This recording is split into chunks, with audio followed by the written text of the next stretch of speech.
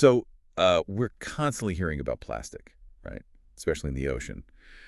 But what about the stuff we can't actually see? You mean the nano and microplastics? Yeah, exactly. These like incredibly tiny particles, and there's growing concern about what happens if they, get into our bodies. So today we're doing a deep dive into some pretty fascinating science that actually tracked these little plastic bits after after they were ingested. Right. The study we're looking at, its title is The Uptake and Distribution Evidence of Nano and Microplastics in Vivo After a Single High Dose of Oral Exposure. Okay. And what's really interesting here is that the scientists used fluorescent plastic particles, different sizes, and then they followed them. They watched where they went inside a living organism, mice in this case. So you can actually see where they end up. Exactly. It gives us a real glimpse into how far and maybe how fast these things might travel. Okay, so our mission for you today is basically to unpack the key findings from this study. But, without getting totally bogged down in the heavy science speak. Yeah, just the core stuff. We want to get a handle on what happens to these tiny plastics once they're ingested. Where do they go? How fast? That kind of thing. Think of it as your shortcut to getting, informed on this. Sounds good. Okay, let's get into it. First up, maybe we should clarify, microplastics, nanoplastics. What's the actual difference? Yeah, a good place to start. It really just comes down to size. Microplastics, MPs, are generally defined as particles smaller than 5 millimeters. Okay. Nanoplastics, or NPs, they're way smaller, less than 100 nanometers. Wow, okay, that's tiny. How small is that, compared to something real? Well, think about a human hair. It's roughly 80,000 to 100,000 nanometers wide. So nanoplastics are significantly smaller than that. Right. And this specific study, they used fluorescent polystyrene microspheres, 3 sizes.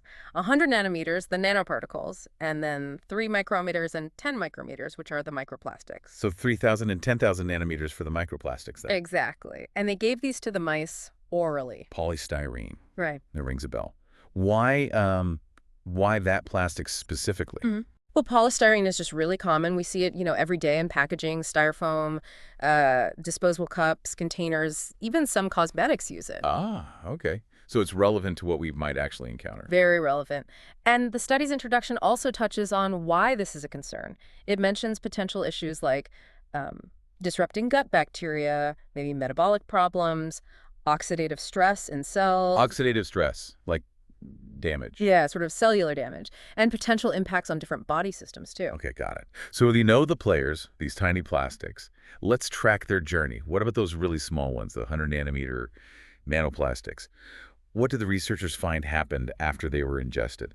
It's actually quite striking how fast things happened. The study showed they first showed up, concentration peaked, in the digestive system, stomach, and small intestine really quickly, like within half an hour. Just 30 minutes. Wow. That is fast. Did they just stay there in the gut? No, not at all. That was just the initial peak. They saw this rapid movement, translocation is the technical term, to other places. Like where? Well, the large intestine and eventually into the excrement, sure. Right. But also, surprisingly, into organs like the lungs, kidneys, liver, even skeletal muscles. Skeletal muscles, really? Yeah. And the highest levels in those other organs were seen just 4 hours after ingestion. 4 hours. Yeah. It really shows how quickly they can spread through the system.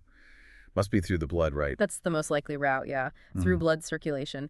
The study actually confirmed the peak absorption into the blood happened really fast, too, also within that first 30 minutes. Incredible. And you mentioned potential effects earlier. Did this fast movement seem to, do anything? It seemed to correlate with some effects, yes. In the group that got the nanoplastics, the researchers noted some mucosal injury in the stomach and small intestines, some damage to the lining, the epithelium, even some inflammation. Okay, so actual irritation or damage. Seems like it. They also saw mild congestion in the lungs, some slight changes in the liver and kidneys, and those effects in the skeletal muscles, too. Huh. So it looks like the smallest particles are not only the most mobile, getting around the body quickly, but they also seem linked to some noticeable tissue effects pretty fast. That seems to be what the data suggests, yes. Okay, so what about the bigger ones, the 3 micrometer and 10 micrometer microplastics? How did their journey compare? Yeah, it was a pretty stark contrast, actually. The study found much less penetration into other organs with these larger microplastics. Less getting out of the gut. Exactly. For the 3 micrometer ones, they did see a temporary spike in the lungs around the 2-hour mark. And of course, they were present in the digestive system initially, but not that widespread distribution like the nanoplastics. Okay, makes sense. And the biggest ones they tested, the 10 micrometer particles. Those pretty much stayed in the digestive tract. They found them mainly in the large intestine and then in the excrement.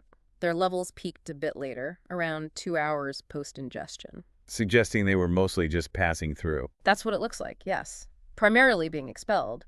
And importantly, there wasn't significant absorption of those 10 micrometer particles into other organs. That's a really clear difference then. It really seems like size is the key factor for whether they can, escape the gut. It appears to be, yes. Did they look at tissue effects for these larger ones too? They did, and compared to the nanoplastic group, they found less evidence of changes in cell structure for the groups that got the 3 micrometer and 10 micrometer particles. Less damage overall. Generally, yes, though they did note some swelling in the small intestine for the 3 micrometer group, but overall less impact compared to the nanos. Okay, so the picture emerging is pretty clear. Size really, really matters in terms of where these plastics end up.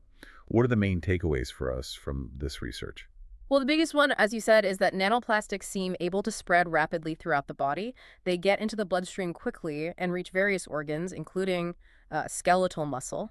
Whereas the larger microplastics, they tend to stay more contained within the digestive system and are mostly just excreted.